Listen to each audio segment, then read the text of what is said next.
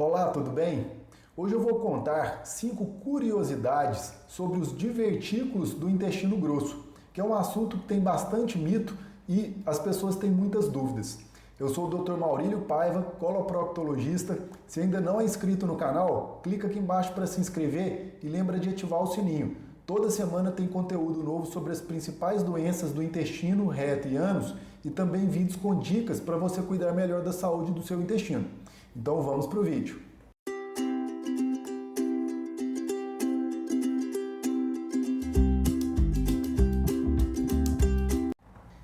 Antes da gente ir para as curiosidades, eu queria explicar um pouco sobre os termos que a gente utiliza. A diverticulose é um termo utilizado para descrever a presença de divertículos no intestino grosso naquela pessoa que não apresenta nenhum sintoma ou complicação. A diverticulite, ela é uma inflamação de um ou mais divertículos.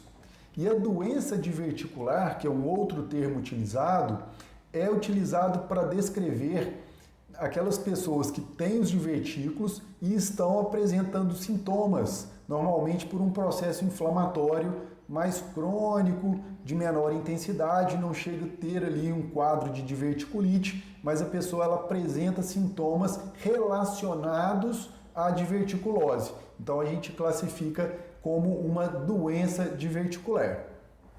A primeira curiosidade sobre os divertículos do intestino grosso é sobre a incidência na população. Aproximadamente 60% das pessoas com mais de 60 anos vão desenvolver divertículos do intestino grosso, porque a idade é um fator que contribui para o aparecimento desses divertículos. Ao longo da vida, ocorre um envelhecimento dos tecidos e no intestino não é diferente. Então a gente acaba tendo pontos de fraqueza na parede intestinal por onde ocorre a exteriorização da camada interna do intestino, que é a mucosa, por esses pequenos pontos que acabam formando essas bolsinhas para fora da parede intestinal, que são os divertículos do intestino grosso.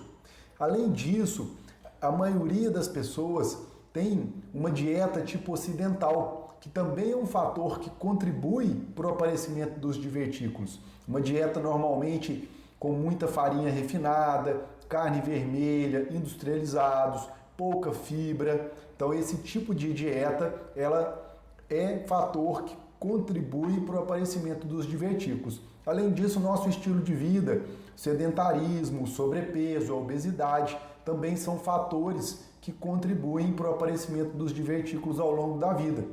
E a gente tem visto cada vez mais o aparecimento desses divertículos, normalmente acompanhado de sintomas e complicações em pessoas cada vez mais jovens, que tem muita relação com esse estilo de vida e com esse padrão alimentar.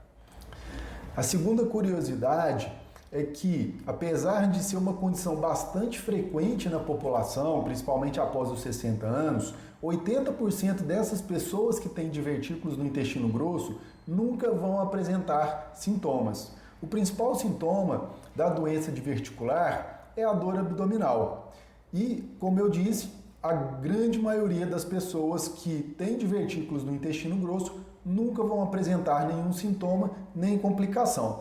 E a gente consegue, através de algumas medidas, evitar as complicações e os sintomas da doença diverticular, que eu até comentei já sobre os fatores que contribuem para o aparecimento dos divertículos. Então, quando a gente já tem divertículos, é mais importante ainda a gente tentar mudar esse padrão alimentar e tentar manter bons hábitos de vida, tentar emagrecer se estiver com sobrepeso ou obesidade.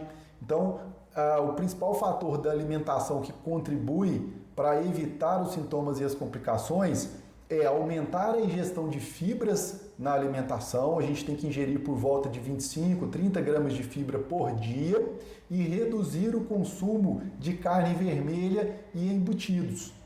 E, como eu disse, procurar ter bons hábitos de vida, fazer atividade física regular e tentar manter o peso sob controle.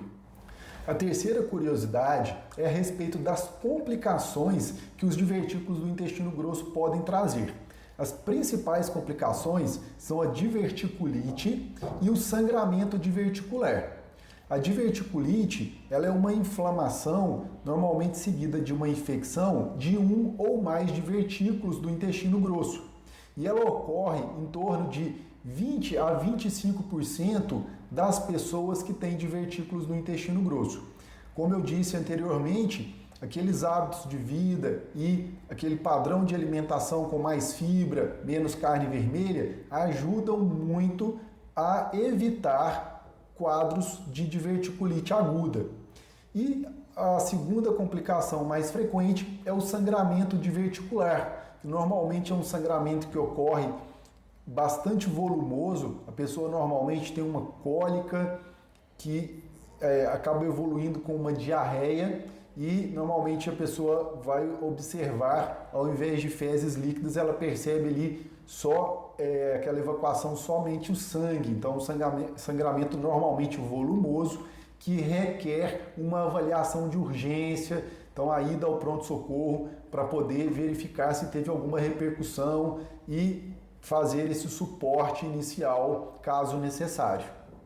A quarta curiosidade é que em 2021 o Papa Francisco foi submetido a uma cirurgia para correção de uma outra complicação que normalmente é menos frequente que a diverticulite e o sangramento diverticular, que é a estenose diverticular do cólon. Então o Papa Francisco ele precisou ser submetido a esse procedimento cirúrgico no ano de 2021, correu tudo bem, se recuperou bem, e essa complicação menos frequente normalmente ocorre pelo processo inflamatório crônico e recorrente naquele ponto do intestino. Isso vai fazendo com que aquele local sofra alterações e a parede vai ficando cada vez mais espessada e com mais inflamação crônica. Isso vai causando um estreitamento da luz intestinal, que em alguns casos o tratamento clínico medicamentoso já não resolve e nesses casos, como o caso do Papa Francisco, necessitam de tratamento cirúrgico. E a quinta curiosidade, na verdade, é um mito que as pessoas têm sobre alimentação em pessoas que têm divertículos do intestino grosso. Então, muitas pessoas acreditam que elas não podem ingerir nenhum tipo de semente na alimentação porque elas têm divertículos no intestino grosso. E isso é um mito. Já tem muitos estudos que provaram que a ingestão de sementes na dieta não aumenta o risco de diverticulite. E algumas vezes essa dieta com mais vegetais, normalmente as sementes elas são ricas em fibras, por exemplo, tanto as sementes dos vegetais como, por exemplo, semente de chia, semente de gergelim, semente de linhaça, que, como eu disse, uma dieta rica em fibra ela tem um fator protetor.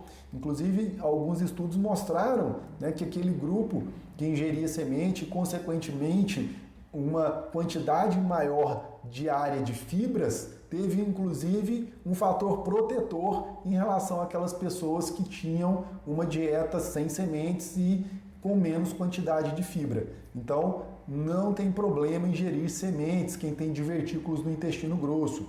Então, mais uma vez, é importante incluir bastante fibras, os vegetais, as verduras, os legumes, as frutas, esses cereais e sementes, como eu falei, aveia, chia, linhaça, porque é importantíssimo para quem tem divertículos no intestino grosso aumentar a ingestão de fibras no dia a dia.